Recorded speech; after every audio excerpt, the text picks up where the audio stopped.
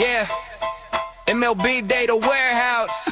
Where the spreadsheets flow and the takes get spicy. John, Tim, Doc, let's go. Welcome to the warehouse. Stat stack to the ceilings. Exit below's flying. Launch angles got a feeling. Tim in the corner with the prospect report. Reading fan graphs, blurbs like it's soft court sport. Junior and double A, Tim's losing. Welcome to the Prospect Warehouse podcast. This is your host, Tim Kanak. You can find me on X at Fantasy Aceball. And we were trying to get the whole quadrant. What do you call it? Four? I was going to say triumvirate, but there's actually four of us now, though. And we were trying to get everyone together. And John has been bailing on podcasts left and right this week. So we got Tim's got Starlink. Doc Eisenhauer. Tim's got Starlink, and he had glitched off to start the whole podcast. Let's start over. Let's do not a good start. No, you completely froze. That's okay. It is what it is. Well, welcome. Are we rolling? All right, we're rolling. I actually just got back from a baseball game too. I was just at a Futures game. I had a whole joke coming in too. Like when we had that rap music again instead of my preferred pop punk.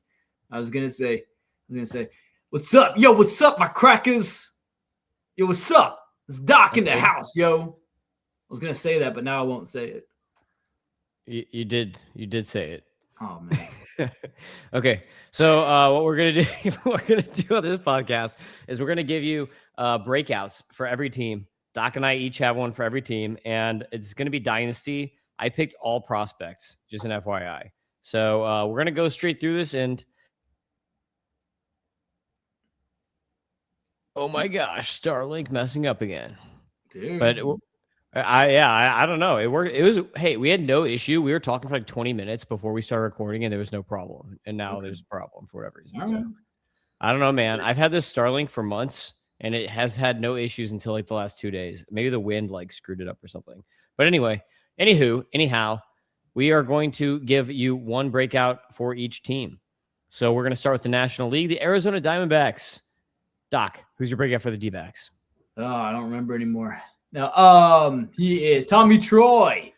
Tommy Troy is he's been playing in the outfield, but they want him to be a second baseman.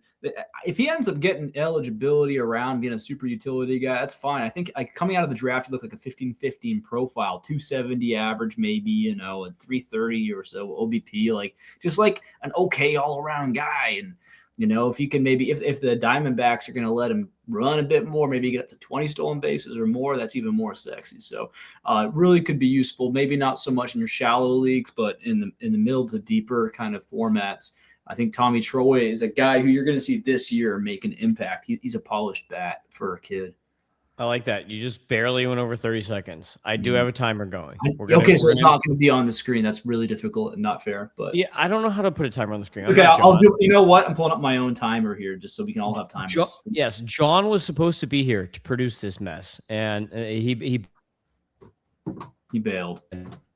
Talking about that to guilt him into doing every single podcast of all time. But anyway, my guy is Demetrio Crisantes. Crisantes hits the ball really, really hard. And he also can run, and he has a really good hit tool. He's actually healthy. Last year in 34 games, he had 4 bombs, 6 steals. And again, this guy can hit the ball over 110 miles an hour as a middle infielder. So that's a big thing. If you can hit the ball hard as a middle infielder, you're going to make it. As Chris Blessing says, if you have a 50 hit tool and then at least a 50 hit or power, then you're going to make it as a second baseman. Let's go to the Atlanta Braves. Who do you have for the Braves, Doc? We got J.R. Ritchie. He doesn't seem to really do anything particularly flashy. And somehow, I think I left him off my top 100 in that prospects, and that was probably a mistake, given that he's going to. There's just so many pitchers, man, and I think that comes into it. There's just like, and when it comes to prospects, you can get like a really good talented pitcher later on. Maybe that's what came into it. But in terms of like a pitcher rankings, he'd be up there for me overall, probably top 20 in terms of like including his proximity. I mean, he's got to be a top 20 pitcher because he's probably going to make an impact for the Braves this year and just grind out quality starts eventually. Maybe be like a 3.5, 3.75 ERA guy, nothing too crazy, but that's a real MLB pitcher, and that's actually harder to come across than anyone who's in the major leagues, GMs who are rostering Miles Michaelis or Eric Fetty, they'll say that he's worth it. He's better. Yeah, 45 seconds, Doc. Come on. That was way too long. Yes. Yeah, John was team Diddy on this one. But by the way, the reason I went long there is because you were glitching out again, and if I see you glitched, I'm going to go long. Okay, fair point. All right, I am John Gill in this one. So John Gill, 19-year-old, made it to Double-A. Now that's a bit of a misnomer because he went straight from A to Double-A, probably because they just wanted to get him some extra at bats at the end of the season. So my guess would be that he starts at High A, not at Double-A this year. But he did hit 252, 348, 366 last year with 54 steals and 7 bombs. And most people don't even know who this is. John Gill, Atlanta Braves. All right, next team, Chicago Cubs. Doc, who you got? I got Moises Ballesteros, or as he likes to be called, Venezuelan bowling ball. He's probably got a Pablo Sandoval-ish upside, but and if y'all played near the end of his career, maybe that doesn't sound too sexy. But look at his peak years; they're pretty solid. 20 or so home runs here. Maybe just a really solid bat that helps you in average and OBP. Will he get catcher eligibility? I don't know. I'm not banking on it. That's his biggest downside. Can he ever get a defensive home? But yeah, underrated pickup, really helps you in fantasy leagues. I picked Cole Mathis. So Cole Mathis, A-ball guy, and John and I got kind of made fun of him. We were like, this guy playing DH right out of the draft. Like, what's wrong with this guy? And apparently he was hurt. Like one of his family members, or I think it was his mom or something, or mom or dad or someone, went on Twitter and was like, he was hurt, you dummies. Like he actually, but he was really, really good in college. TJ. 14 bombs. TJ. Yeah, 14 bombs, 14 steals, more walks than Ks, 335 batting average his junior year in college. So Cole Mathis, breakout for the Cubs. Next is the Cincinnati Reds. You got for the Reds? I don't remember. So I'm going to go look over I here. know. I remember you have Lodolo. He's not just a curveball. He's more than just a curve.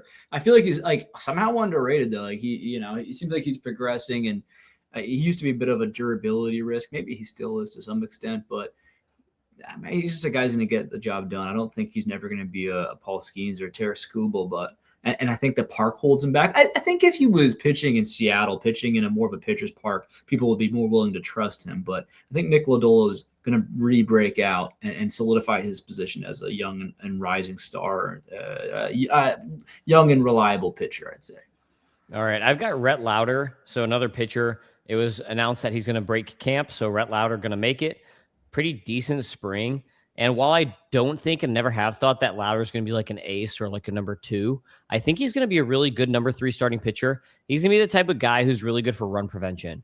I think he's going to have good command. He's not going to give up a lot of damage. People have trouble squaring him up, and he's a ground ball pitcher.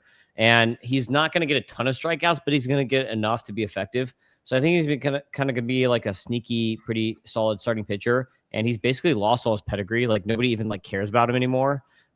He's good, and he's going to play off the bat. Colorado Rockies. Who do you have, Doc? I got this one kid. His name's Ethan Holiday, and he came in here for 2 weeks and just gave like a 380 OBP and hit a couple home runs.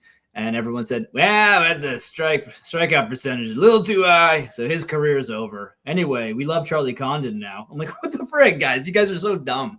Like, I'm calling it dumb. I'm calling the whole industry dumb. So not one person. All y'all are dumb except for me. I've been 5 in FYPD. That's not bad, right? That's actually the highest other than me. Ethan Holiday, going to be a stud. Everyone's going to think everyone's going to look back and regret their decisions. All right. I concur. I've got Christian Arguelles. I don't know. It's a double L and it's Spanish, so I don't know how you would do with 2 E's on either end. It's just is that no sound? Is it just like Christian? I don't know. There's that's Christian Arguelles. yeah. But anyway, DSL 422, 528, 652 slash line in the DSL last year. More walks than Ks, 5 home runs, 6 stolen bases. Going to be American side, stateside this year. So he is going to be a breakout as a stateside player. Los Angeles Dodgers. Who you got, Doc? Man, he should totally just anglicize and go Joey DePaula. Yo, Joey DePaula. He's from Brooklyn, I believe. He sounds like he's one of these Dominican guys. He's actually the cousin John would love this. He's the cousin of Stephon Marbury and Sebastian Telfair of the NBA. This is classic narrative street that we're driving down right now. He's actually, as you would expect, an athletic freak and underrated and gets lost in the Dodgers system. Maybe a trade will actually boost his value because he won't be a star amongst stars and possibly waiting a while. But really, I think he's a top 20 prospect now, and his stock is rising. I've got Emil Morales with the Dodgers. I've got him as a top 100 prospect. I think he's like actually top 75 or 80 or something like that. But my confirm is Fernando Tatis Jr. He has a very similar swing mechanics to Tatis Jr.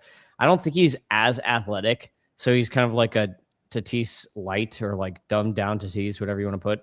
But he's a big shortstop with a ton of power in the Dodgers organization, and the Dodgers org is just filled with outfielders.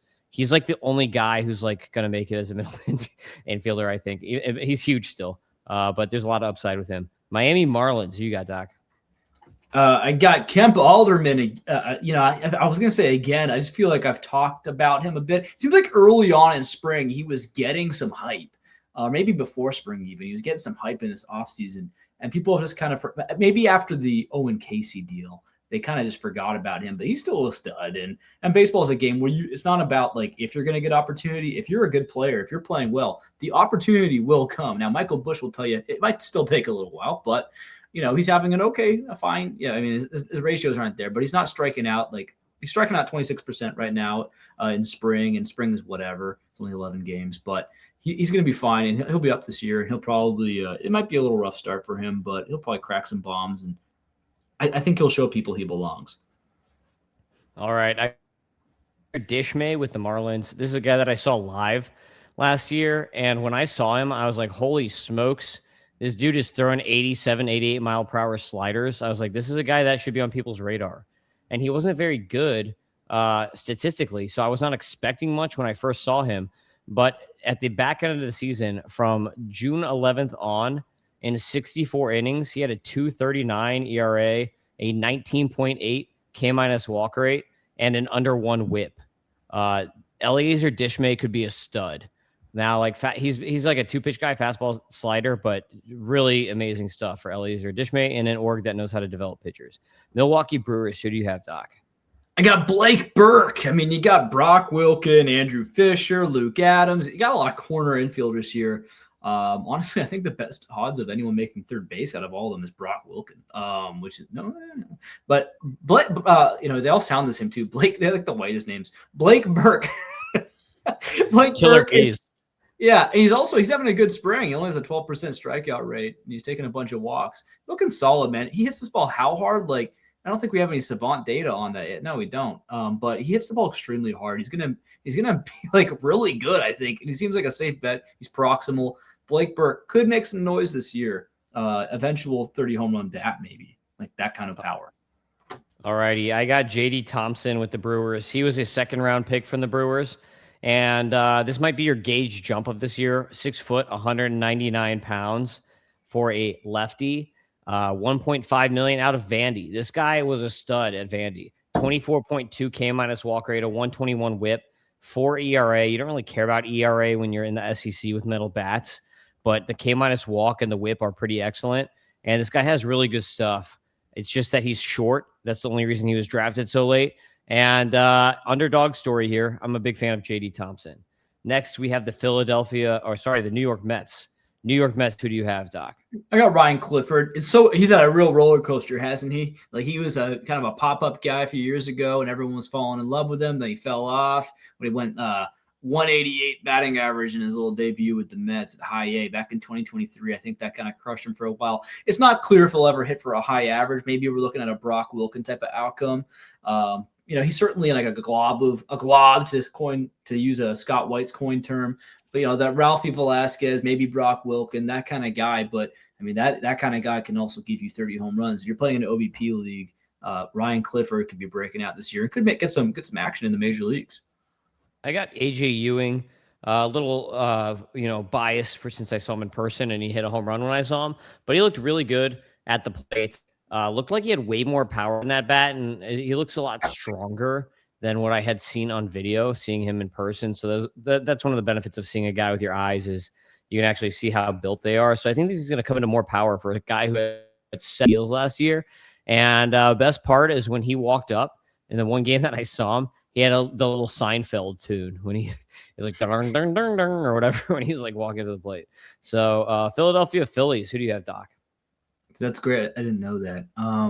I have Andrew Painter, who, you know, some may remember as the guy who was about to make the big leagues at 19 and then blew his arm out.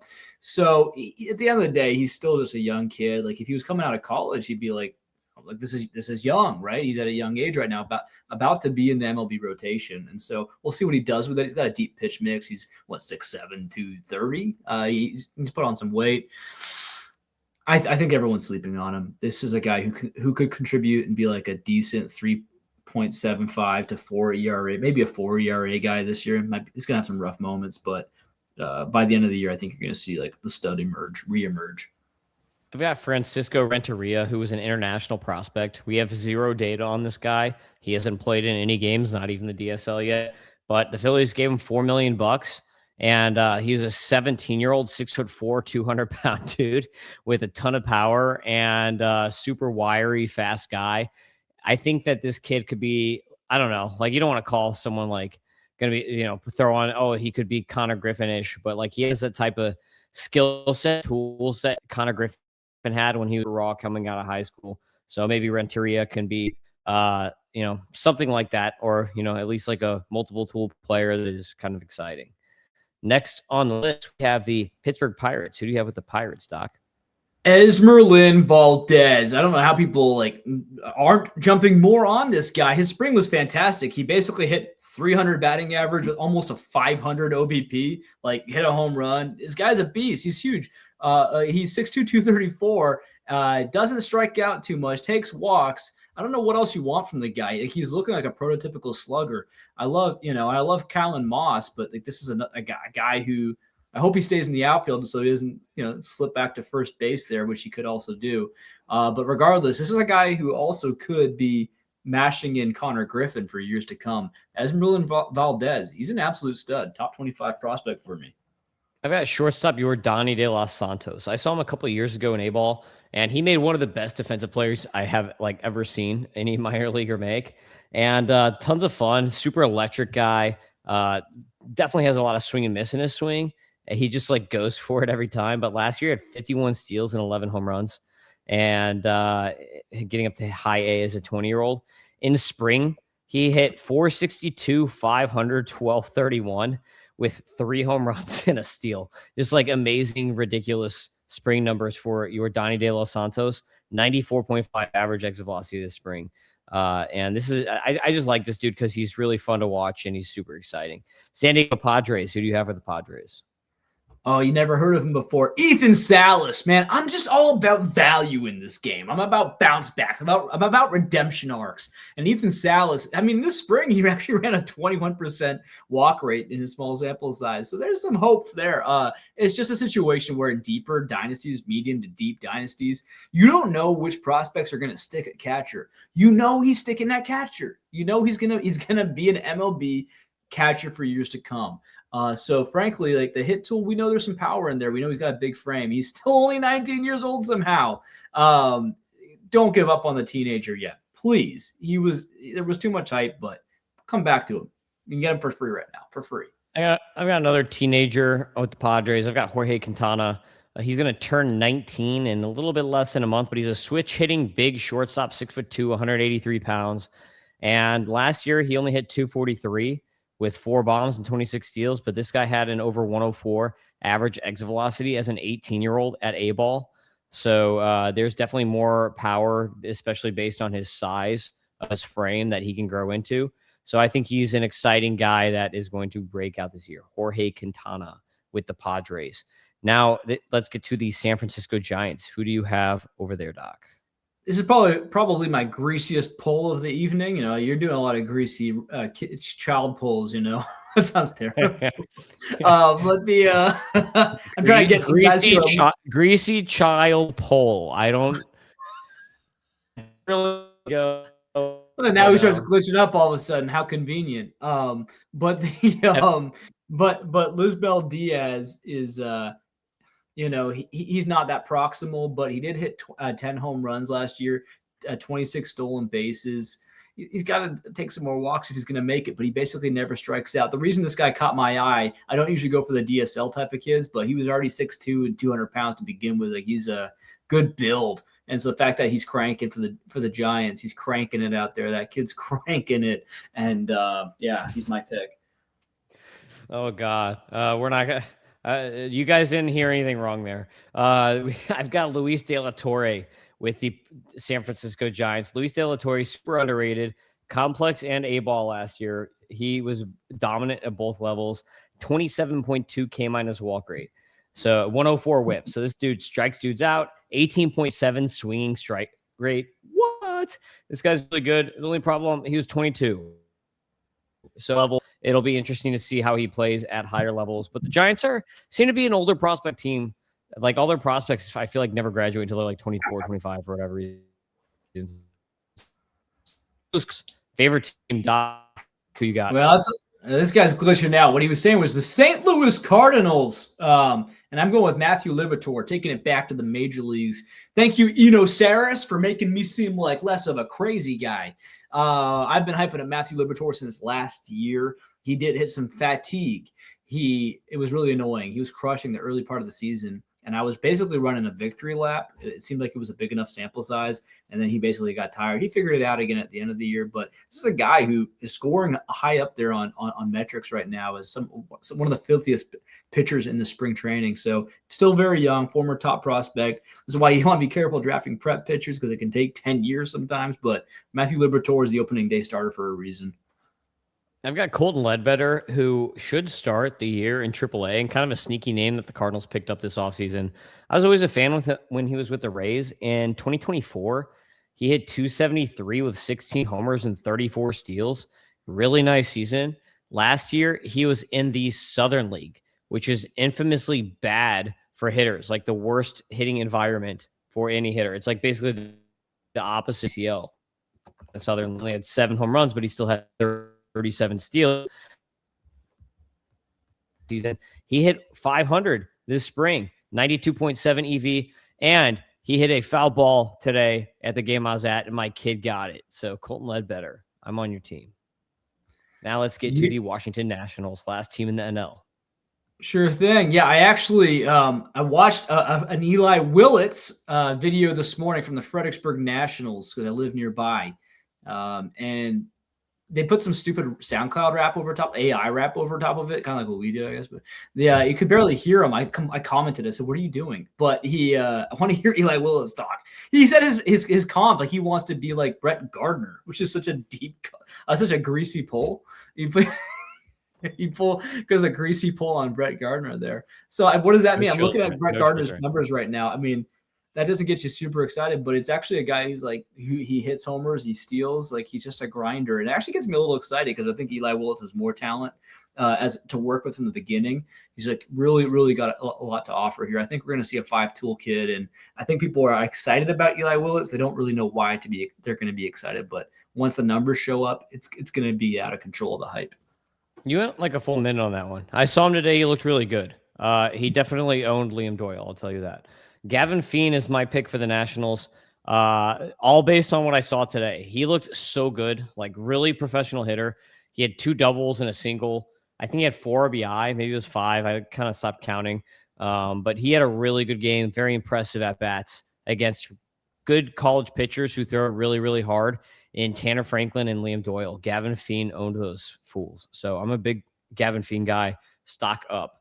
American League, we got the Homeless Athletics. Who do you have with the Homeless Athletics, Doc? I don't have any Facebook stories to tell this time, so I'm going to take the 30 seconds instead of a minute. But Tommy White's got 4 home runs this spring. He's kind of like, it seems like Burleson's trying to take walks now, but he's proto Burleson, not taking walks, but never striking out, making lots of contact. I think this is a guy who's going to give you that 15 to 20. I mean, here's the thing, though, being in Sacramento, if he can crack the lineup this year, maybe it's more than 15 to 20. Maybe it is 20-plus home run power with really good average and maybe decent OBP. All right, I got Devin Taylor, who hit like 350 in college over 3 years with 54 bombs in like 3 years. and walked more than he struck out. One of the best college like lines that you're going to see freshman, sophomore, junior year. Really good player. And then he also played an A-ball last year and had 6 home runs in 28 games. So it's like he came up and stunk. He was awesome. So why is everybody sleeping on Devin Taylor? This dude is breaking out. Devin Taylor, big name to watch. Baltimore Orioles. Who do you have, Doc?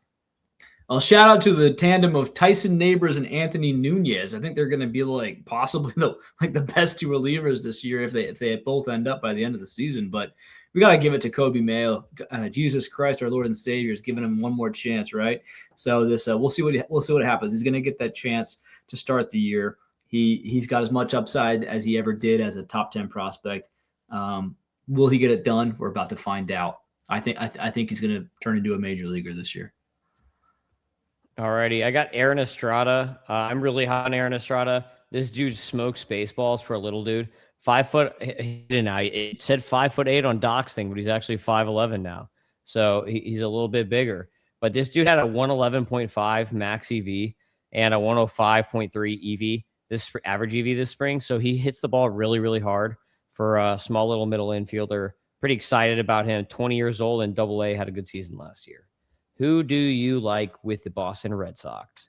Oh, Christian Campbell, man. I just honestly, it's the money. It's the fact he was basically a number 1 or top 3 or top 5 at worst prospect at one point, and the Boston Red Sox invested coin into this guy, so they have every reason to make sure he cracks the big league roster. And I don't know if it's going to be opening day. I don't know if it's going to be happening by the All-Star break because he's learning new positions, this, that, and the other. But I think we're going to see a reemergence and possibly a really stellar end of the year for Christian Campbell. Who is he? What's he going to offer fantasy-wise? I think he's going to be all around. I think he'll be all right. I think he'll be a decent player.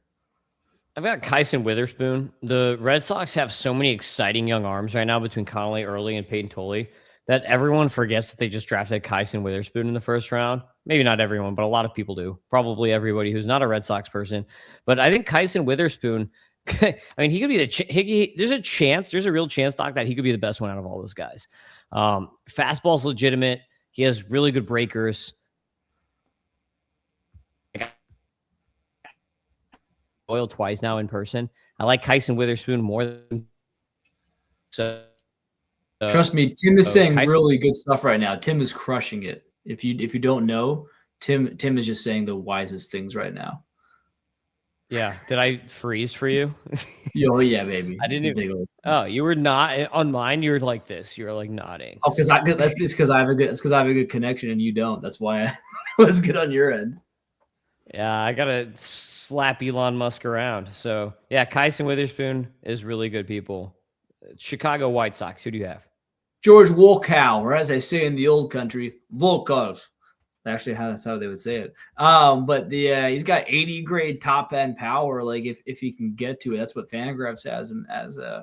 But this is a guy who he went beneath the magic number last year. He was sub 30% strikeout rate. He's had some terrible contact abilities in the past, but he started turning a corner last year. He just turned 20 years old, and he stole 33 bases last year, kind of efficiently. Like, this is a crazy profile, 6'7", 240, absolute stud. George Volkov, he's going to really fly up lists this year. Yes, hopefully he's not Spencer Jones. I got Jaden Fauske, hometown kid for the White Sox. They paid him $3 million in the second round. They picked him first pick in the second round. I feel like maybe they had like a deal or like a plan, like kind of spelled out with him, and that's why he fell, I guess you would call it. But I really love this kid's swing.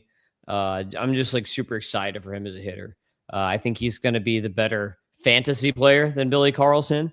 So I'll just throw that out there. Jaden Fauske is a very fun player to watch who hasn't debuted yet. So it'll be nice to get some data on him going into the year.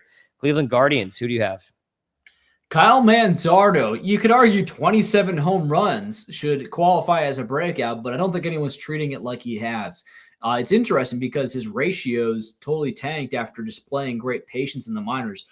Vinny Pasquantino and him both had really like high OBPs in the minors, really a lot of high walk rates. Obviously, Vinny's found the right blend lately, right? But Kyle Manzardo, there's still time. Hopefully he can figure out, he's a little bit younger than Vinny. Hopefully he can figure out like the right, tinkering that formula and really break out as an elite first baseman for Dynasty and MLB.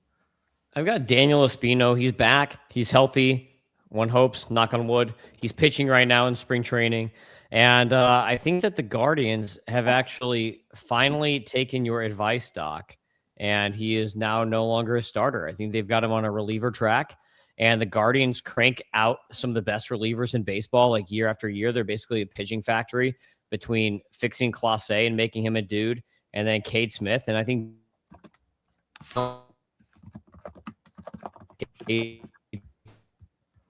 oh, lots of more wisdom. You just missed a lot of wisdom, folks. He said he just told you everything you needed to know about winning every fantasy baseball league you've ever been in.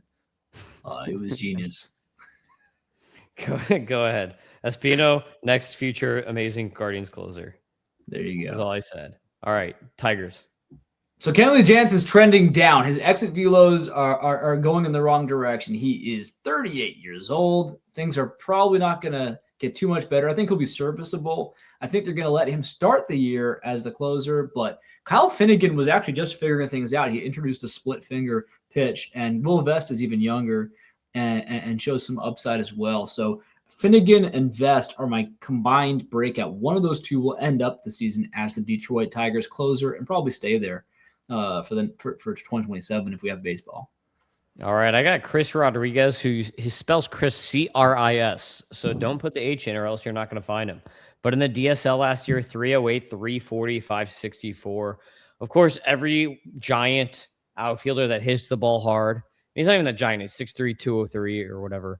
But of course, the Tigers fans are like, oh, this is the Aaron Judge of the Tigers. Everyone wants to have their own Aaron Judge, right? So Chris Rodriguez, the Aaron Judge of the Tigers. But he did have 10 bombs and 10 steals in the DSL last year as a 17-year-old. So that's a bit sexy. So I'm in on Chris Rodriguez. Houston Astros, who do you have? I have Joseph Sullivan. At one point last year, I said, hey, maybe this will be the next Connor Griffin. Like, he's looking like he could be a top 20 prospect. And then he proceeded to strike out forever. and it's been a tailspin for Joseph Sullivan. It was his first year in the pros last year. He went all the way up to Double-A where he started having his problems. Not a great spring. So I don't say this with a ton of confidence, but got Heisman genes. He's got speed. He's got a hit. He's got some hitting ability. He's got ability to take a walk. I'm looking out for Joseph Sullivan. I'm going to go put my faith out there and say he's going to come through. Because if he does, there's a crazy 20, 40 upside here. Like that's his upside. We'll see if he can get there. I'm sticking with some of my children here. Kevin Alvarez just turned 18 in the DSL last year. 301, 419, 455 slash. 2 bombs only, 11 stolen bases. There's way more power here. 6'3", 184 pounds. So look for Kevin Alvarez to grow power. I think that when this guy hits a ball and we start getting more data from him, then he's gonna boom, kind of like Rainiel Rodriguez did last year. Let's go with the Kansas City Royals. Who do you have, Doc? Carson Roccaforte. First of all, pretty good name. Probably put a 65 grade on it at least.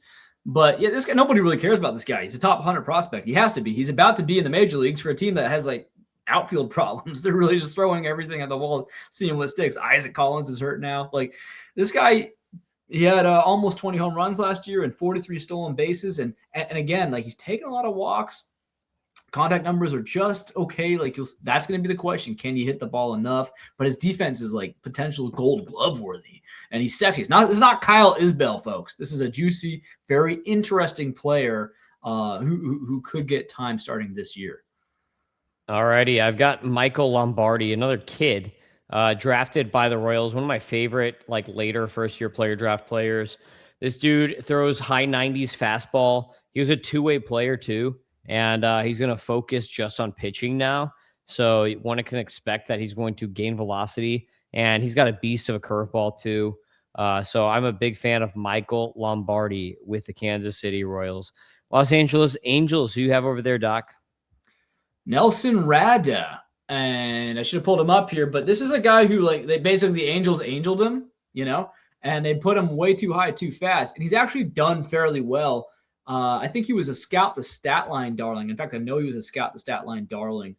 Elite, crazy. The Fangraphs is just not loading for me right now.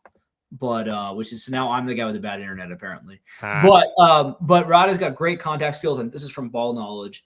He doesn't strike out. He's steal 40 plus bases will he play a good enough defense to get in there every day? That'll be the question. But I think I can't see right now, but is he 19 years old still? He's still super young, and they've been playing him at like AA and AAA, and he's been crushing it. Again, this is from my ball knowledge because he ain't coming up, but he could be in Anaheim. Jeez. He could be in Anaheim this year. They're still in Anaheim, right? Even though they call it. Yes, they just changed. Yeah, they just changed the name.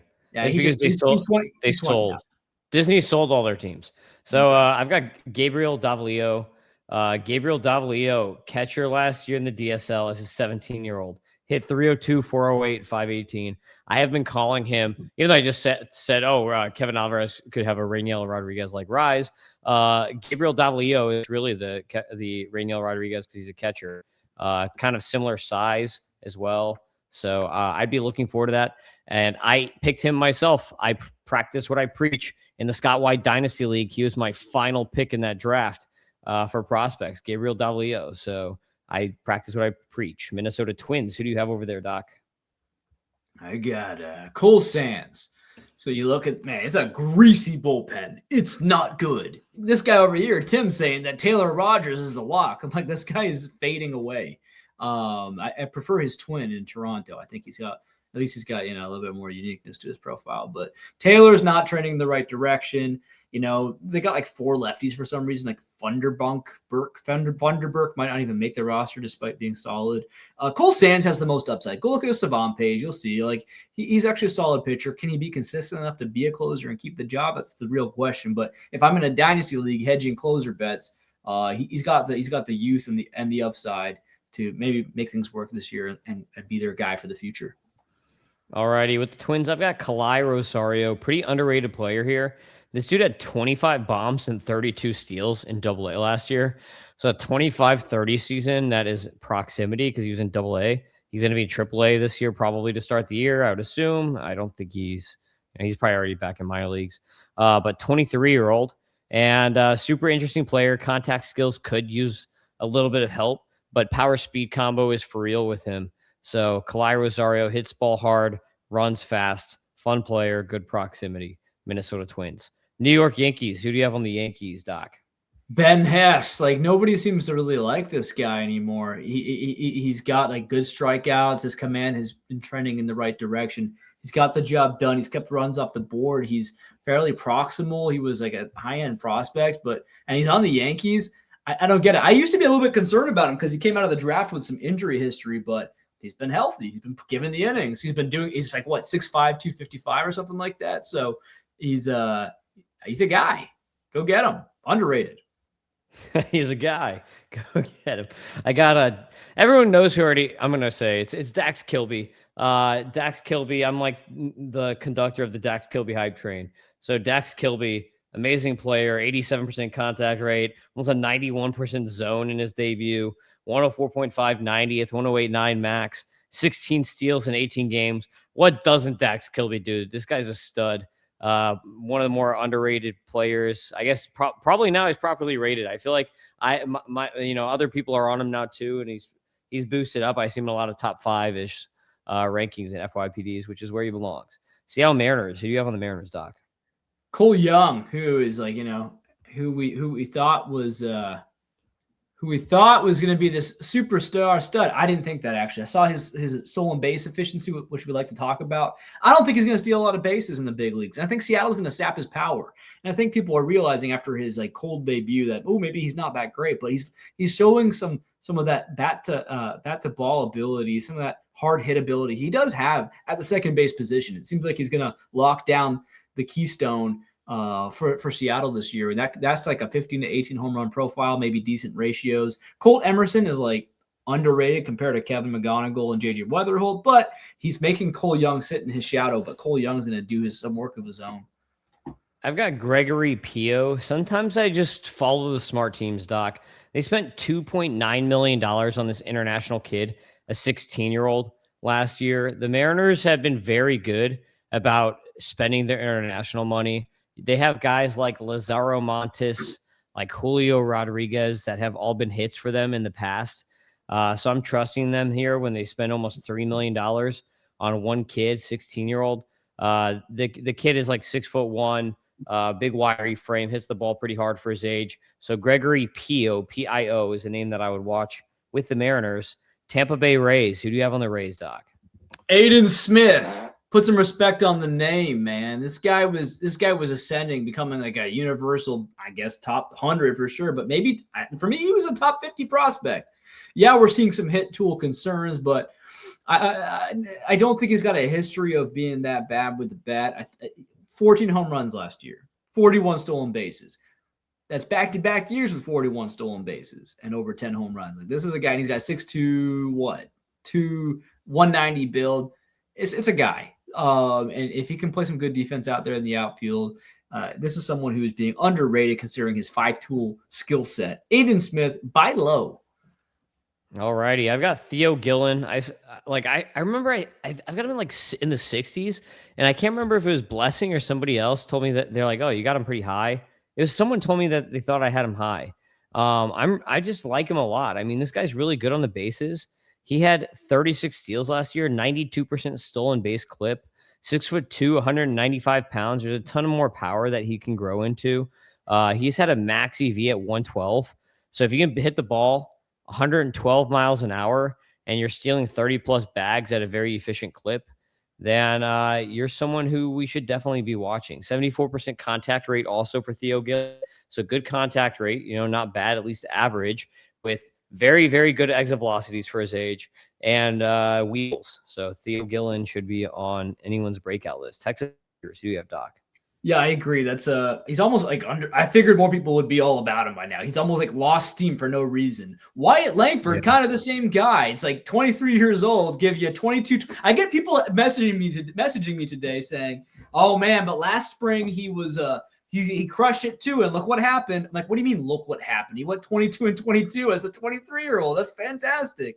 With like okay ratios. Like the trajectory is great. He had 16 home runs, then 22 home runs in the same amount of games each year. He's been too banged up, probably playing through those injuries too, to some extent, which I give him credit for. 134 games is not as banged up as you'd think he'd be. If this guy can even just keep doing 134, I want more. But if he can keep doing that, he'll be a 25-25 guy pretty easily, consistently. If he can play 150-plus games, this is a 30-30 profile with good ratios. Yeah, I've got Elorki Rodriguez. So going to another kid here, 17-year-old at DSL. 337, 473, 506 slash. He did have a 400 BABIP, so keep that in mind. The batting average is probably not, going to be that good. But 6 home runs, 9 steals, 77% contact rate are all above average numbers there for Elorki Rodriguez. So definitely put him on the short list of DSL guys. And we're going to the last team here, Toronto Blue Jays. Who do you have with the Blue Jays, Doc? Blue Jays are like a real bandwagon team. Everyone seemed to love them all of a sudden. Like, how is Addison Barger not getting more love? I don't know. I got him like in one of these Scott White leagues, like a real league, for like what, $2, $3, or $4 at an auction. I was kind of surprised considering the outfield third base eligibility. Had a fine spring, almost going 300 average, 400 OBP, hitting 3 home runs. Again, I'm confused. Like, it's like I'm looking around like, am I missing something? Like, it seems like he hits the ball really hard. It's like, good athlete. Okay, whatever. Addison Barger, I guess he'll really break out this year. Yeah, I've got Juan Sanchez, another DSL kid, 17-year-old in DSL last year, 341 average, 439 OBP, 565 slash. Everyone should be on this ticket. 8 home runs, 4 stolen bases last year. And this kid has had a max EV at 115.8 as a 17-year-old, which is just insane. So everyone should be in on Juan Sanchez. Plus, not to mention, he plays third base, and third base is pretty poopy for prospects and pretty poopy for really, I guess, like fantasy baseball in general. So if you want a future third baseman who in like 3 years could just be the next Austin Riley or something, then go get Juan Sanchez. So that is every team. We did it pretty quick, 45 minutes, Doc. But we're going to tell people to go subscribe to MLB Data Warehouse to make sure that you get the tools and all that good stuff. And make sure you subscribe. Say you're subscribing because of Tim and Doc. So make sure you do that. You got anything to finale the podcast on, Monsieur Doc? Yeah, we're going to need a lot more money because Tim's going to have to, he's going to have to sell his Starlink and get Verizon Fios like me. Gosh, I hate working with Verizon. promise you, man, it's hard to talk to someone who speaks English on that customer service, but the internet is obviously better than yours. Yes, I had Comcast before. That was fine. Well, but I didn't say Comcast. I said Verizon Fios. You gotta go. Verizon. Is that wait? Does that work from satellite though? I don't know. It's called Fios. It sounds fancy. It does sound fancy. No one knows what it means. Yeah. See, I got Starlink because I obviously live in a hurricane state, and I'm an emergency responder as a construction guy, so I kind of need internet if a hurricane wipes everybody out, so I can go make a ton of money. It gets the people going. Yeah. Yeah. All right. Peace out, everybody. We will see you next time. MLB Data Warehouse. Yeah, we bring the spree. Prospects, DFS, betting strategy. John's grumpy, Tim scouting like a man possessed. Doc drafting comeback stories better than the rest. But the tools are elite and the content's free. And your fantasy trophy gonna look prestigious. MLB Data Warehouse.